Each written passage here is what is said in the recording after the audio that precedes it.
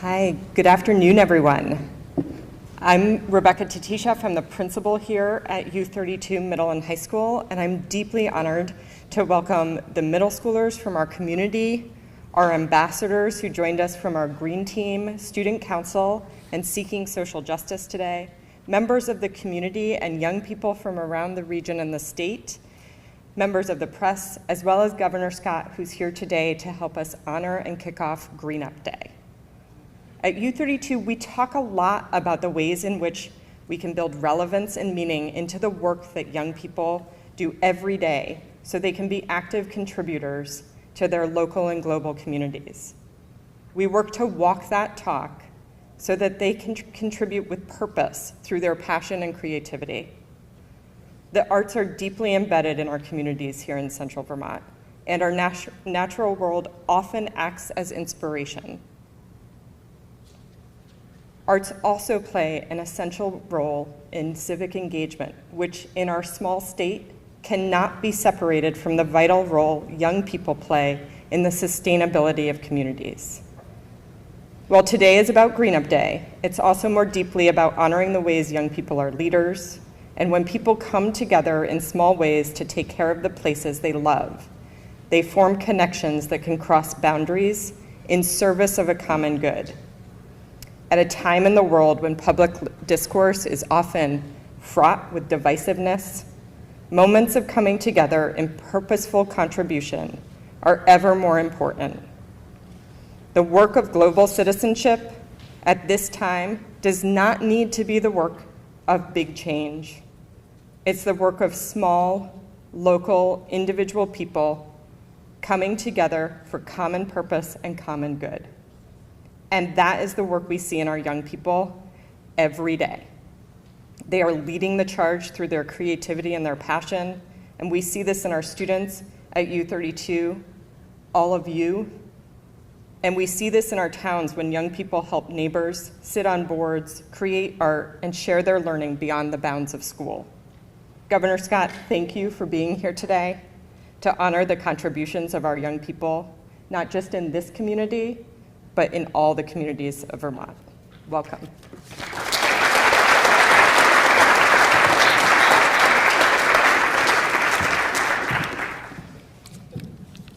Well, good afternoon, everyone.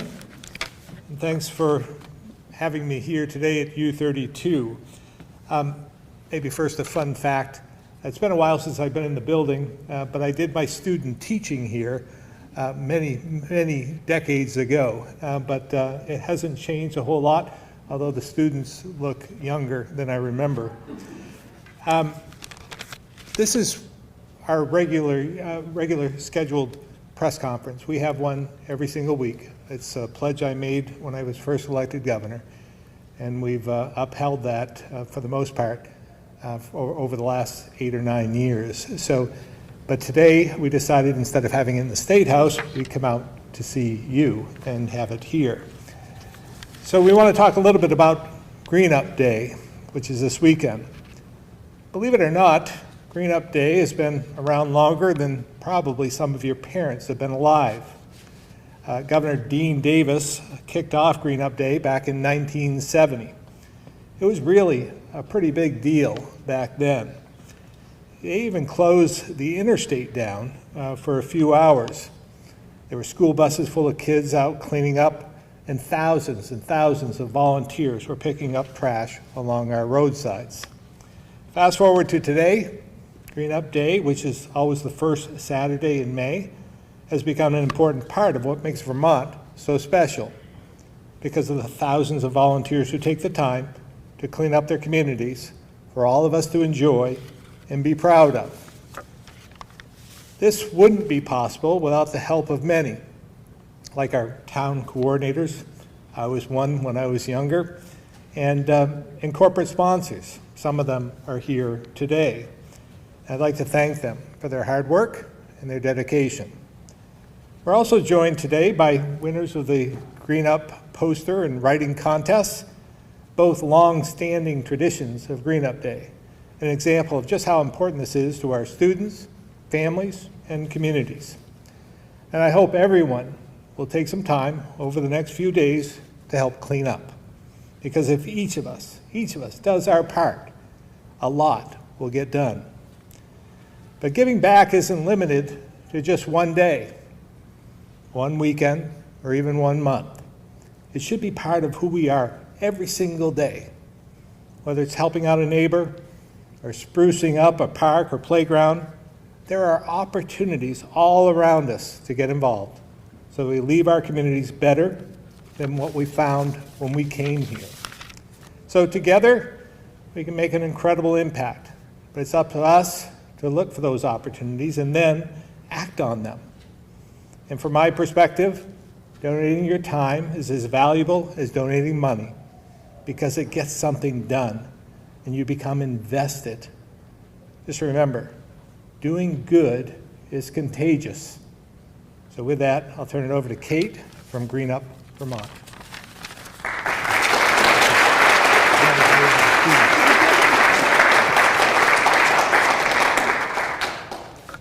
Thank you, Governor Scott. Thank you, Amy Molina and Rebecca, for helping us have this event here at U32 and the U32 community students. Green Up Day is a very special 55-year-old Vermont tradition. We must have the same speechwriter because you covered a lot of my, my detail. But fun fact, Green Up Day is actually 1 week older than Earth Day. So Vermont leads the charge there as well. So 55 years later, we're still picking up litter. I would like nothing more than to work myself out of a job, but the reality is that there's too much waste. A lifestyle of convenience has more than taken hold with single-use plastic drink and food containers, along with the plethora of other beverage containers that nearly all 250 city and town coordinators complain about seeing right around this time of year. Some of the litter is certainly unintentional with blowout from trucks, but sadly, some of it isn't. Green Up Day is definitely more than just a litter pickup day. It is a prideful mindset for those that do the work and who care deeply about the condition of our natural spaces. Every corner of Vermont holds its own beauty, from mountain hiking trails to lakeside vistas. The state is a playground for every season and offers something that everyone can do. And once one makes a visit to Vermont, they fall in love with the beauty that we get to live in. I often hear, boy, I wish our state was this clean and had a program like Green Up Day. I like to think that the years and care that we have put in on Green Up Day and year-round play a major role in the success of Vermont's tourism industry. So many folks clean the roadsides on their daily walks year-round, so why do we get so excited for the big day? Green Up Day is about picking up litter, but it is really so much more than that. It's neighborhood camaraderie. It is the common love that people feel for this state and for the environment. And it is the impact we have on how participants live for the rest of their lives. Green Up Day creates prideful residents of Vermont. It teaches us to care for something bigger than just ourselves. As Ella so beautifully depicted, animals who don't understand trash and certainly can't do anything about it. And even though it's not our litter, the right thing to do is to pick it up for the good of our planet. So how do we get people to stop throwing their trash on roadsides? We need lots of voices to be sharing how much Green Up Day and our Green Up state of mind matters. We need lots of hands to join in and take part. Cleaning our planet is the epitome of many hands make light work. Picking up litter is something that everyone can do, from the smallest of hands to the oldest of hearts. And once you take part in a Green Up Day, something within changes. You will never throw trash on the ground. You will stoop over and pick something up rather than step over it. And you will always notice how much trash lines the roads wherever you are driving or walking. You will also care for our natural spaces and look for ways you can modify actions to have less impact on our climate. We might be annoyed with the unsightly trash, but the beauty of our effort is that most Vermonters care for their surroundings, and when we do this work together, we largely care for each other as well. The other 364 days of the year for Green Up Vermont. Green Up Day is really a culmination event and a celebration of the year-long work of building stewardship and awareness for our environment. We present to different groups, table at events, and work tirelessly to teach people about how making choices around waste reduction, reuse, and recycling innovation connect us to our carbon footprint. If enough of us eliminate single-use plastics from our lifestyle, it can have a major impact. If enough kids and people of all ages are brave enough to lead by example, the effort would be magnified and the impact incredibly powerful. I'm proud that Vermont's concerted efforts on Green Up Day will clear nearly the entire state's road system of litter, making it the cleanest and healthiest state in the nation. Together we clean up Vermont, together we will build ongoing stewardship for Vermont, and together we will make a very important and large impact. Green Up Vermont is so thankful to our corporate partners who support our efforts, not just financially, but also with actions. Many are here today. Thank you for making the trip. Thanks to our board of directors. Without them, I couldn't do the work that I get to do. And there are many here today giving time and support because it matters. And then finally, to all 251 city and town coordinators, I'm eternally grateful for the work and the volunteers that they rally to participate on Green Up Day and their commitment year-round. Let's go clean the state.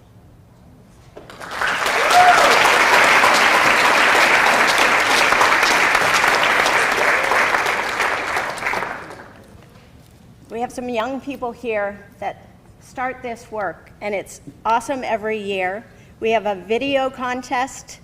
We also have a jingle contest, a writing contest, and art contest. We'll start with the video contest. It was judged by WCAX on-air talent John McMahon. We have students here, Geneva, Sylvia, Finley, Payson, Tegan, and Eliza, 5th and 6th graders from Mr. Bergstein's class at Fayston Elementary School.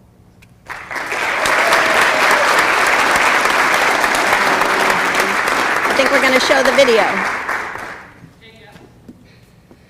Yep, please.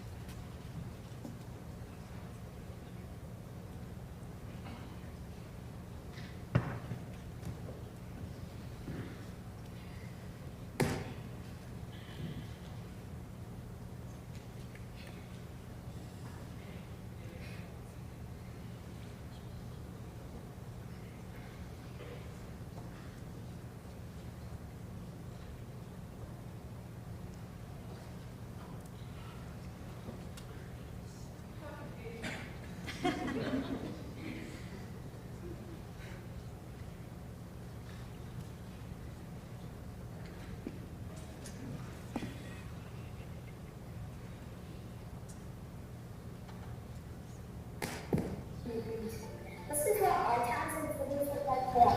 It's a pollution and people missing their chit chat into the trash can. This is why Green Up Day is so important to our environment, cities, and towns. The streets can get filled with trash because sometimes people throw trash out the window of a car or drop it on the sidewalk. This is called littering. Not only is it bad for the environment, it is also really bad for the animals because they can think it is food. So the next time you have some trash, find a trash can! Let's make Vermont green. say thank you so much to everyone who helped pick up 404 tons of trash last year. Let's do it again!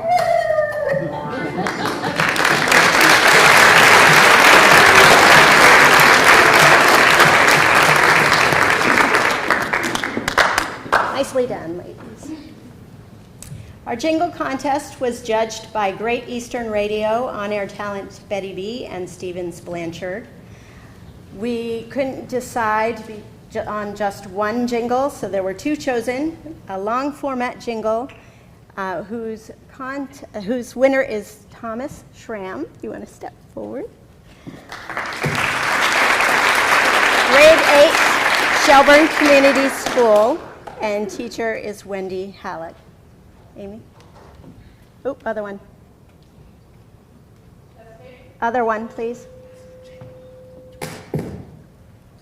In early spring, there is a day, a beautiful, special day, and many neighbors gather around to clean, carrying plastic bags colored green, taking care of the land is the Vermont way.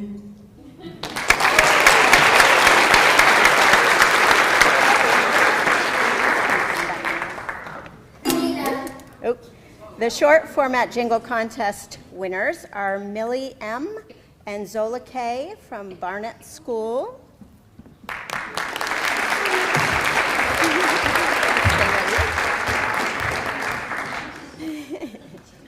Their teacher, Mike Erickson, is the music teacher for Barnett, Walden, and Waterford schools. All right. Vermont, green up Vermont, hooray! Let's go pick up some trash today. Green up, let's go pick up some trash.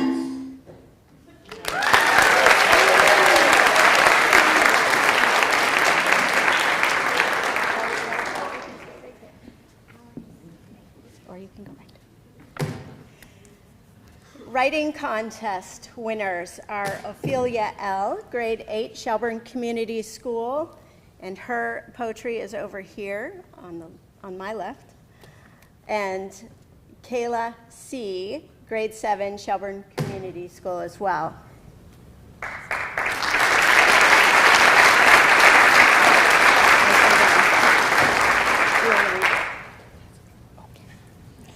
Thank you. The Armand Poulin Memorial Green Up Day Art Contest is the longest running contest, and it's judged by David Sheets, who is the curator of the Vermont State House, and Hale Ritchie, who is a longtime judge and supporter of Green Up Vermont. We have 4 categories. There's a K through 4 category winner, who is Owen W., grade 3, Underhill Central School.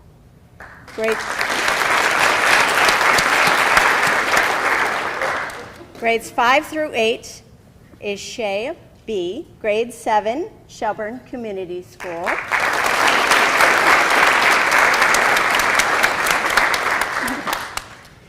Grades 9 through 12, category winner is Madeline H., grade 12, Blue Mountain Union School.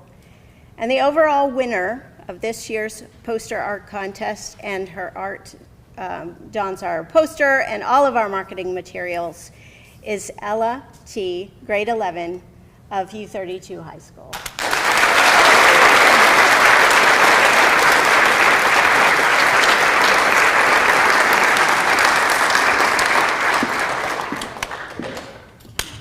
Hi, my name is Ella Thomas, and I'm in 11th grade at U32, and I made the art for the Green Up Day poster. So I'd love to share a few of my thoughts around Green Up Day and environmental work in Vermont. My first Green Up Day must have been the spring of 2019. My family moved to Vermont that fall from Missouri, where I had never experienced community engagement with environmental issues aside from a few similarly motivated friends. When I witnessed thousands of Vermonters leaving their homes to walk along gravel roads and highways picking up trash, I was given hope. It is amazing to see people doing this not necessarily enjoyable activity with such enthusiasm and commitment. I know that I always look forward to Green Up Day each year, excited for the motivation to get outside and clean up the roads around my house. As an artist, it's one of my greatest goals to have my art impact and inspire my community, so I hope that by creating this drawing for the posters, I will impact the people who see it in a small way. Maybe at least one person will see the poster and think, that's a cute fox, maybe I should do Green Up Day this year. And I'm honored to have my art on the poster. I don't recall my exact inspiration for the drawing, but I think it just came to me. I knew I wanted to include Vermont wildlife in the act of cleaning up trash. I used watercolor pencils, ink, gel and ink pens, pencils, and chalk pastels, and the piece shows an ecosystem, a community coming together to green up Vermont. Before I go further, I would like to note that I don't entirely agree with the image I created. I do not, in fact, think that Fox Kit should be taking responsibility for our trash or that squirrels should be carrying away our litter. I think that we as humans need to be taking responsibility for the destruction we've caused. I think that is a big part of Green Up Day, responsibility. Even if I as an individual did not throw my trash on the side of the road, we are humans inhabiting Vermont, and by doing so, we're affecting the wilderness. I think the least we can do is get outside once a year and devote a few hours to cleaning up our home. Green Up Day is just one part of taking care of our state and our world. What happens when Vermont starts flooding several times a year, or when the winters become more and more sporadic? As a young person, I feel very uncertain about my future, and I've spoken with other youth who feel the same. We want to know that lawmakers are hearing youth's voice and doing their best to create a sustainable world for us to inherit.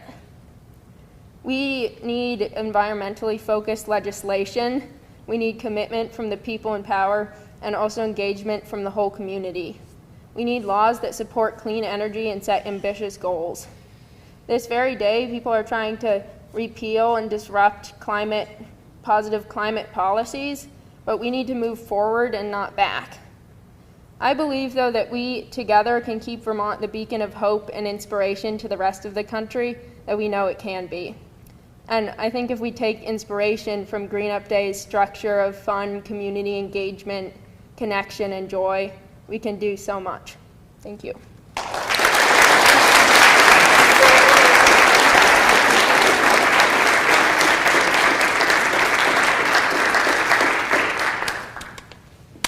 Thank you very much, Ella. Eloquent words and very inspiring. And congratulations to all of you, the contest winners. This was really very special. So now is the time when we open it up to questions. What we're going to do is we're going to have on-topic questions first, and we'll take them from students and audience, and then we'll go from there. Now, some might be for some of you, so you can stay if you'd like, but you don't have to. But they may have some questions for you as well. Same with you, Kate. So any questions from the students at this point in time? On topic, Green Up Day kind of questions. Yes? What's the most trash you found within one day? If you could just say it a little bit louder. What's the most amount of trash you found within one day? Oh, the most trash found in one day. We tried to turn it into a lot of fun. I've been doing it since I was probably around your age. I take my whole cabinet out, all our secretaries and commissioners, and we do it on a Friday, and we would do a section. We tried to do from like Montpelier all the way to Waterbury. We'd split up, and then it was a contest, like who could pick up the most, and who could have. And we made some fun. Had some fun with it as well. What was the most interesting thing you found? And there was some pretty interesting things on the sides of the road, but as well, money. We found money along the way as well. That was always interesting. When I was a coordinator in Elmore, Lake Elmore at one point, And we tried to make it, again, interesting. So we put prizes in trash that we would put along the roadside so that we could get people out there so that they would engage and pick up roadside litter and then benefit from it as well. So I don't know how much in weight, but we would have probably a 16-yard load of trash and rubbish and so forth that we found on the side of the road by the end of the day. Yes? Down to the previous question, how much trash did you find in one spot? How much trash in one spot? Yeah. It is interesting. It's sporadic in some respects. It seems as though, and I've just noticed this, and interesting over the years, I travel a lot of miles. I did so before I became governor. I was in the construction business, so I would travel all over the state almost every day. And over the years, I've just seen less people littering. I don't see it, but I know they do it. But I don't know why or what time of the day they do, but it seems like I see a lot on the ramps off the interstate in particular, and I don't know if people want to get rid of their trash and throw it out there. I also see it in different areas. It'd be the same type of trash, the same containers, the same whatever it was in the same place that I cleaned up the year before. And so I think people just do that, whether they have something to drink on the way home and they throw it out in the same spot. I don't know, but it's sporadic. There's no one common theme that I can find, but again, I've noticed, it always seems like to me, and I'm always offended after cleaning up, greening up, and Vermont looks so special, to see that first trash deposit after the week or that you've spent cleaning up. And it's discouraging in some respects, and I take offense to that, but it doesn't keep me from wanting to do it again the following year or during the year, because like I said, every day should be Green Up Day. We should be doing something every day to clean up and make Vermont a welcoming place that we perceive it is, and it is, but we have to lead by example. Yes? As mentioned, so this Saturday is a great opportunity for community engagement and action all over the state. So during this time of political uncertainty on the federal level, how do you believe Vermonters can come together with the same commitment as they do on Green Up Day to make other positive changes in our state? And how can you promote this? Yeah, there is a lot of unrest throughout our country. We've become so polarized in this world we live in. It's either you're with me or you're against me. You're on my team or you're on the other team. It's become so tribal, and it's something that we need to break down, and we need to reach each other. We need to communicate. We need to listen as much as we talk. I think that's important. Listen to different perspectives, because we're not always right.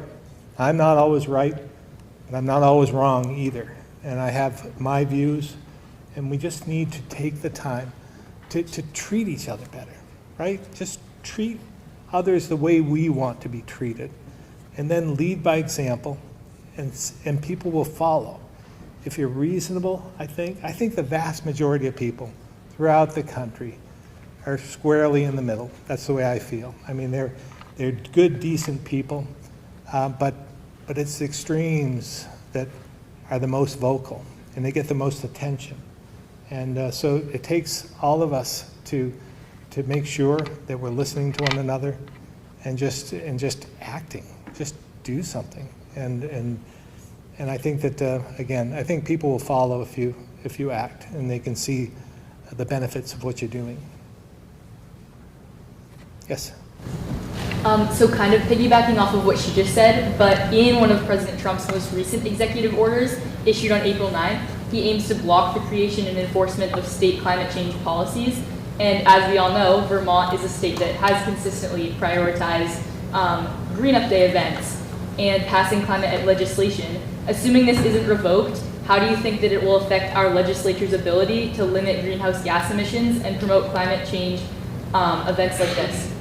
Yeah, again, executive orders are just that, and we have state laws as well. We're a republic, and there isn't a dictator that tells us everything that we can or can't do in Washington, and that's not just about this president, it's about any administration. So that's why the states were formed before the federal government in some respects. So we have a role to play. So we need to continue to, again, respect the rule of law, federal law we have to adhere to, but at the same time, we need to do what we think is right. And again, I think we're doing a lot of good things in Vermont, but our biggest struggle, to be honest, is our demographics. We are one of the oldest states in the nation. We need more youth. When you look at the statistics, it was just 30 years ago that we've had probably 30,000 more students in our schools than we have today. And that's the reality. We also, and you can take these numbers, 14, 28, and 48. So the 14 is we have, over the last 10 years, 14,000 kids under the age of 18 than we did 10 years ago. The 28 is we have 28,000 fewer in the age group of 40 to 54, which is our workforce, than we did 10 years ago. And 48, that's the number of people who are over 65 than there were 10 years ago. So that's our challenge, and how do we fix it? We need more people. We need more youth. We need to grow our workforce. We need more immigration, which is kind of a difficult subject for some these days, but it's true. We need to be more welcoming. We need to bring more people into our state, and we need more housing in order to do that. So it's a complicated puzzle to solve, but again, if we just focus on what our needs are, because for all the things we want to do, it takes resources to do that.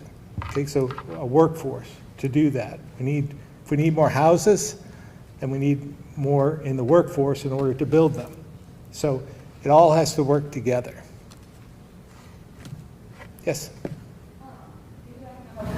You mentioned that student populations are decreasing. How can we continue to foster youth voice in initiatives like Green Up Day, considering declining student numbers? Can you just repeat that for me? Yeah. So you mentioned that student populations are decreasing. So how can we continue to foster youth voice in initiatives like Green Up Day, considering these declining student numbers?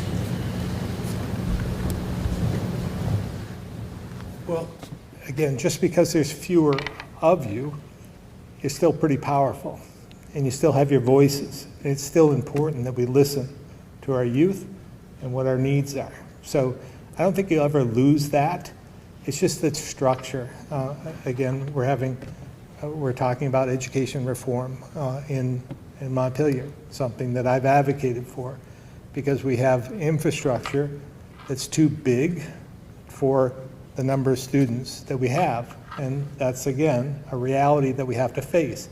What we do about it, I think, is what we're discussing right now. But that we need more equity. We need more. You should be able to go to any school throughout the state and get the same education, whether that's up in Sutton or whether it's in South Burlington. It should be the same education quality. And that's what we need to strive for. It's not just about saving money, it's about providing equity. And to do that, sometimes we have to look at the infrastructure to make sure that that fits the size of the population we're trying to serve, while giving the best education possible, and maybe leading the country in that respect. Yes? What's your favorite part about participating in Green Up Day? Again, just the instant gratification of seeing all the good work, the hard work, and picking up the trash and seeing how much better it looks. That's the best part about Green Up Day, and seeing so many people. involved. I think that that's important as well. So as I said in my remarks, doing good things, good deeds is contagious. Keeping Vermont clean is contagious. Cleaning up your neighborhood and sprucing up a park is contagious.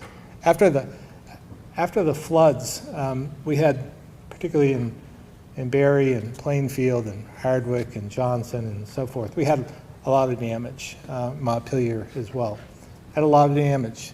And we all wanted to do something, but it was almost overwhelming. Look in Barrie and see the number of houses, number of people who at that point lost their homes due to the floods. So while we're trying to take care of all of that, we wanted to make sure that we were recovering.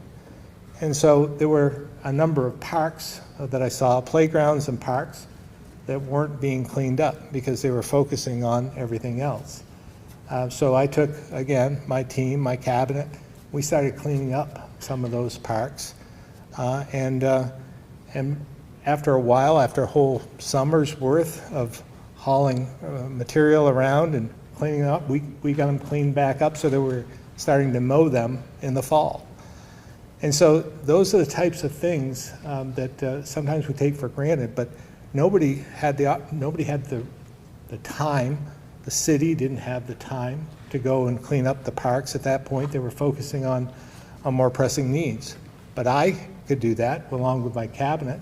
And at the end, all last fall, I was even going down on Sunday nights and mowing the park myself. It was something that I enjoyed doing, and people appreciated it because it looked good after it was done. So again, look for those opportunities. I think that's important.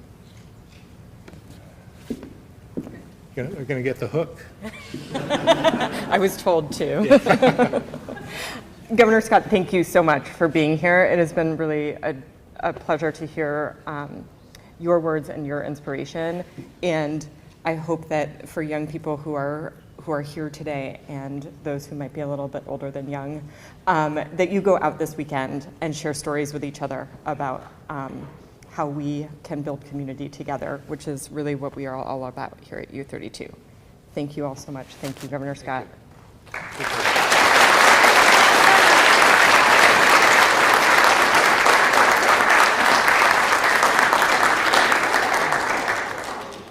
And it is my understanding, U32 students, you are heading back to class. Members of the press, I believe there is some more time to ask questions after this.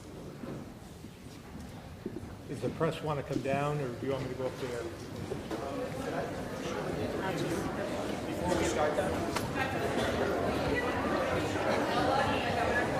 Yeah.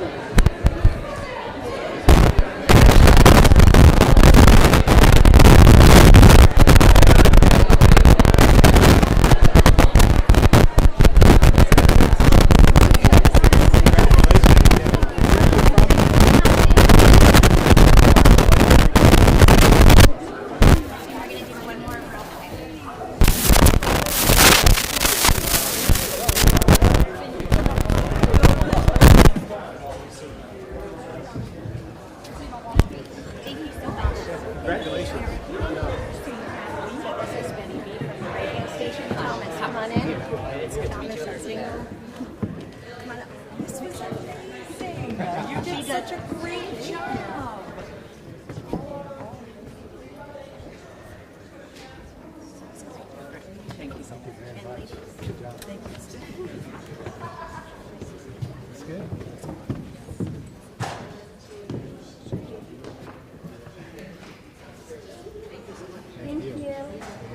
Good job. Ellen, right? Yeah.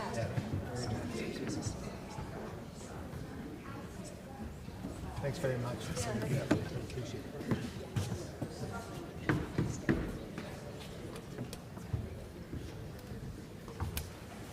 Where do you want me? Right here? We'll probably have you stand right here. Okay. Right. Very good.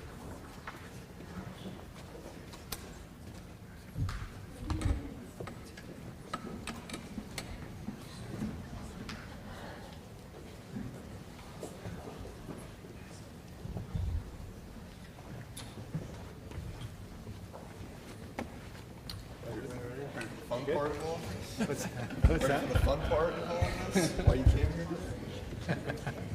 I'm trying to think, has there ever been like a press conference kind of like this, taking questions from like kids or members of the audience, quote unquote? I don't know if there's ever been one like Seems like there has been. I think we did it at Spalding last year, didn't we? Yeah. Yeah. Yep, you're right. Okay, yeah. We've done them at other places, maybe on our cabinet for a day or Yeah. Cool. Interesting. I just went right to left or sporadically. Just go. Yeah. yeah, they always just talk over I each just other. want to make sure. All right, Governor. So I was wondering, what areas, not specifically towns or counties, but what areas do you think need the most help to clean up? And I think every community needs help. There's never enough help to accomplish what we want to accomplish. So after Green Up Day, as I travel around the state, I see all the places that we've missed. But it isn't one particular area. It's throughout the state. So it's a constant effort. We have a lot to do with our own resources. A lot of the VTrans crews get started and continue long after Green Up Day is over. So again, it's just an effort that we all need to continue to get involved. And I think the more people that can remember this and are inspired to get out there, the better. A federal judge in Burlington this morning ordered the release of Moshe Badawi. I'm sure you've seen it. Your initial thoughts, your reaction to this news? Well, again, as I said before, just wanted to make sure that Mr. Badawi was getting his due process, and he did. It sounds as though he did. And I also said that if there is evidence that there is something that Mr. Badawi was doing that would lead us to believe that he was a danger to our state and to our nation, then he should be deported. But if there's not, if we're just mad at what he said, then release him. So it sounds as though the judge couldn't, that the federal government didn't have the case that they thought they had, and the federal judge ruled him to be released. What do you see of the broader implications of this nationwide? A lot of eyeballs on that courtroom this morning. I don't know. You know, if there's one thing about this current administration, you never know what's going to come next. So we'll see.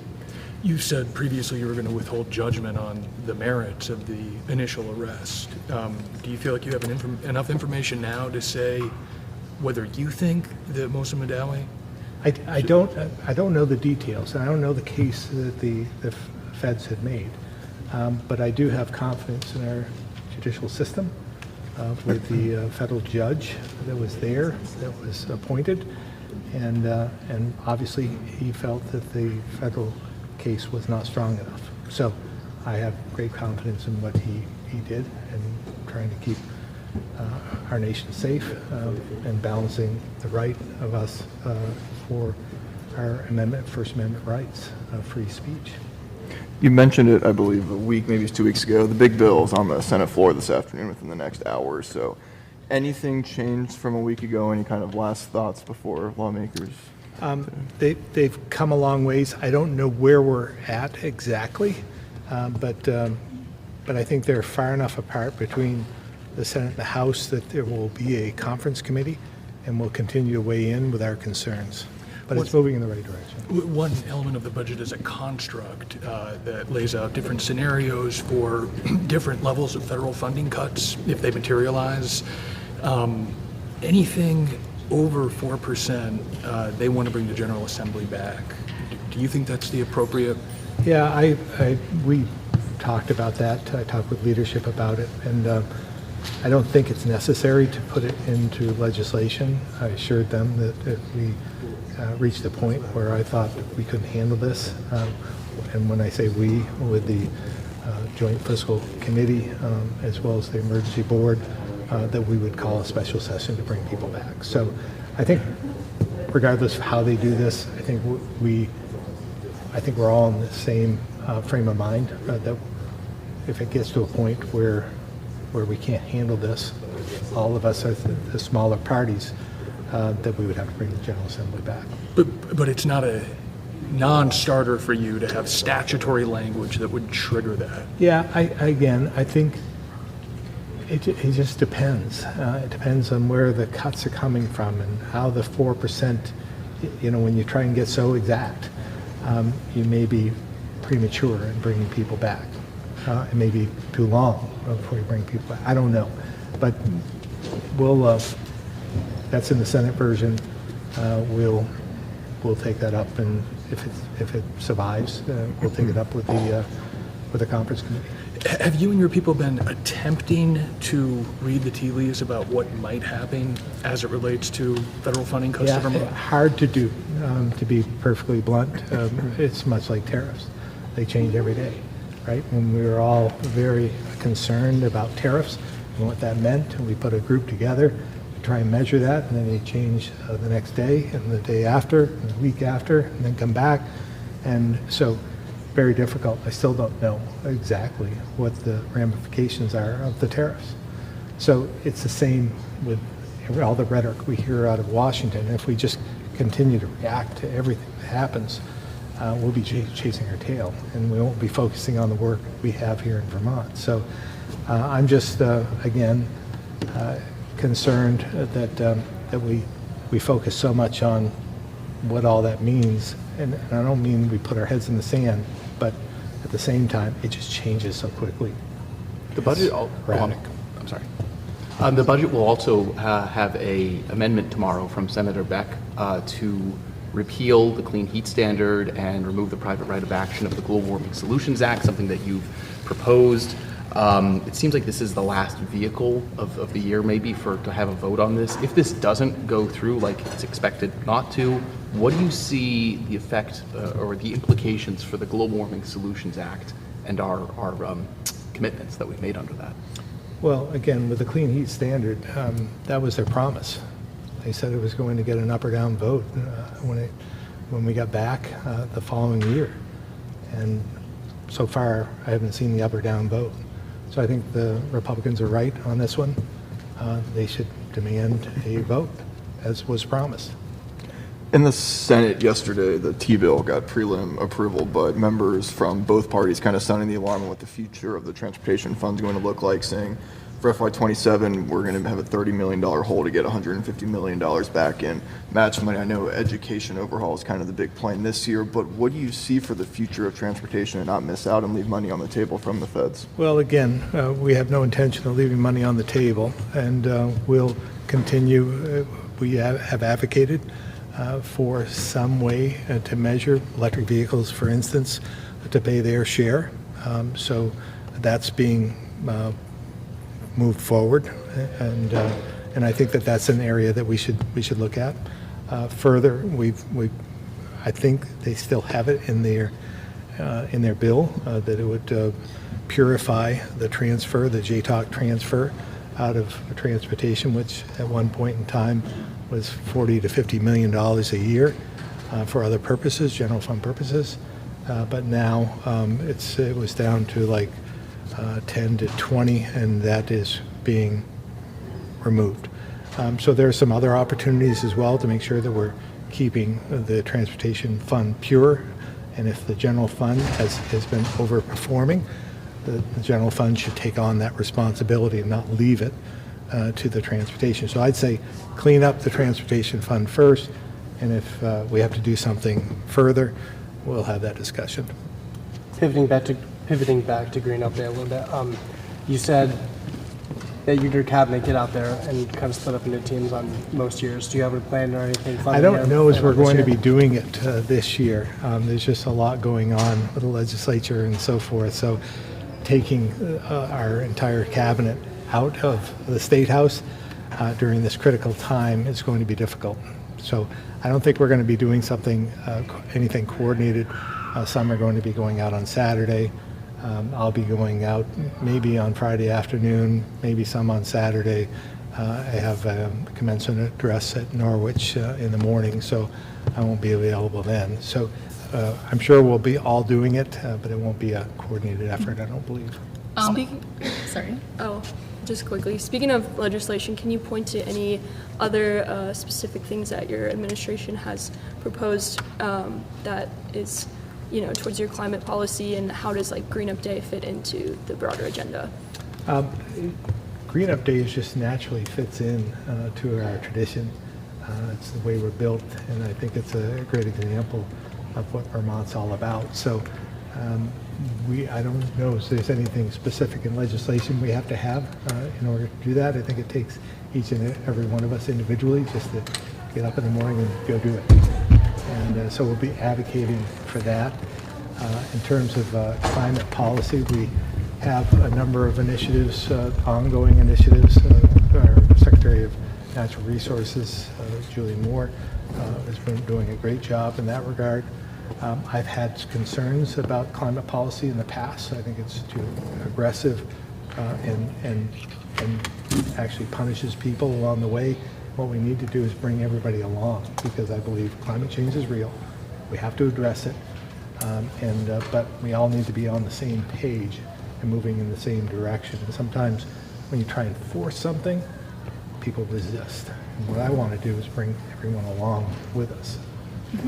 And pivoting us back to something that you mentioned earlier, the education reformation in Vermont. So you mentioned equity being a big topic when you guys were working on this, and I think students and our community as a whole is wondering how you're planning on keeping that attention to specific community need and equity within the school system with these bigger districts and big, smaller school boards. Yeah, well, again, we'd have to put parameters within the law because part of Act 60, which is where all this somewhat started, they tried to address it, and because everyone deserves an equal education. Well, they tried to do it with money. It was about money. But as it turns out, different districts were spending the same amount of money per pupil, but some were in danger of not providing the equity that's needed. So that's the part that was missing. So we believe that we have to make sure that everyone gets art, music, AP courses, and so forth that they need in every school, not just the big ones.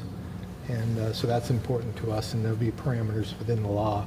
This is going to be a transition over a 3-year period at best. And that's why I've been so adamant that we have to pass something this year, because it's going to take 3 years to transition to what we see in the future. And if we stumble, if we falter and don't do anything this year, it could put us years behind. Mm-hmm. And we need to do something now. Yeah, sorry. So just also bringing us back to the specific community need, because there will be smaller school boards and larger districts. How would you say, which Vermont likes to uphold their standard of paying attention to the smaller details. So how would you say that that's going to be affected with these bigger school districts? Because there will be some loss of local control.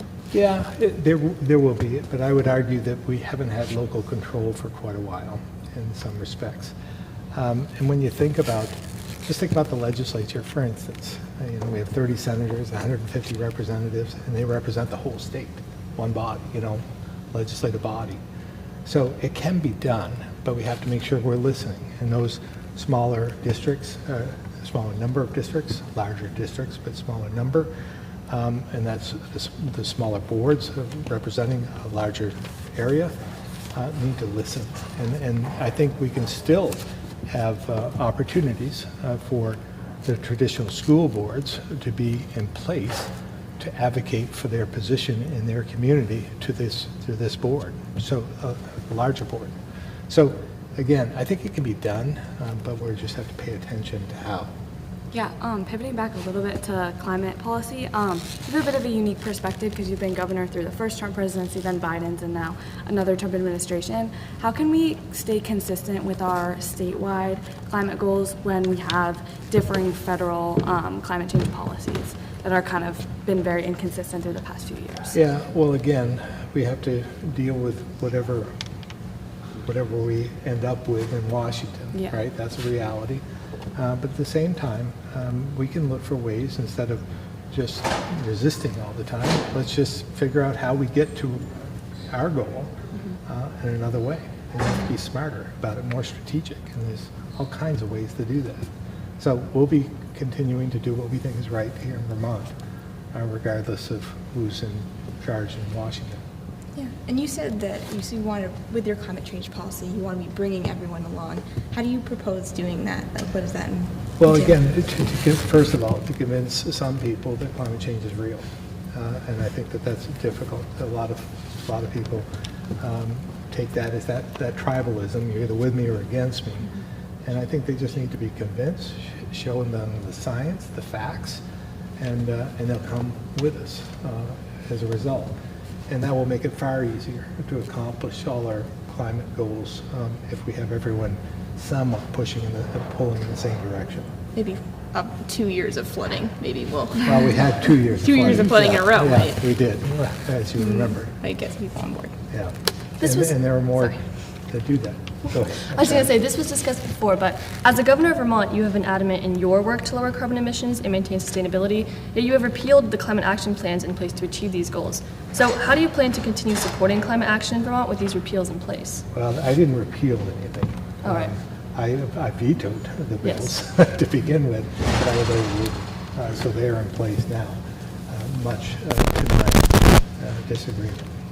Because, again, it wasn't the goals. I think we all have the same goals. It's just how we get there. Yes. And at what pace. Because, and I know everyone's anxious, but at the same time, if we can't accomplish it with the resources we have, what good is it? And if we allow outside entities, a private right of action, we allow outside entities to sue us, that just takes away the resources we need to solve the problem. So it just seems counterintuitive to me, some of the provisions of the law, and I thought it was unconstitutional, the Global Warming Solutions Act in particular. So again, we disagree, but it's the law, and we're participating, and we're doing whatever we can to move forward. But again, I'm concerned about the pace, because we're not going to get there any quicker, and we're going to get sued as a result. All right, I think we have time for one more question.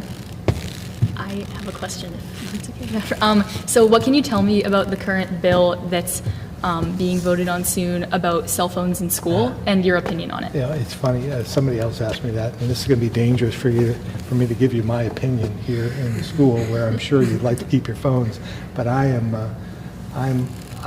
don't believe the phone should be utilized in school. And, but I don't know where the bill is at this point. Somebody else asked me this morning, I just don't know. It's somewhere in the legislative arena somewhere, but I don't know where. But I'm in favor of doing something there. Yeah, can you give us like a few reasons as to why you're specifically in favor? I think it's when you have your phones, I do it myself, and I see even my cabinet members, we have a cabinet meeting, we're all someone on our phones instead of listening to each other, and I think that's unfortunate. I think and I have to do it myself, put my phone aside and listen, and I think that we'll be far better off as a result. So it's just a lack of focus. You can't do two things at once. You think you are, you can, but you can't. Okay, thank you. Thank you. Thank you. Thank you all. Thank you. Thanks. I'll take that mic back from you. Well, that's what you're waiting for. No, I mean, like sometimes, like you want to have a camera there.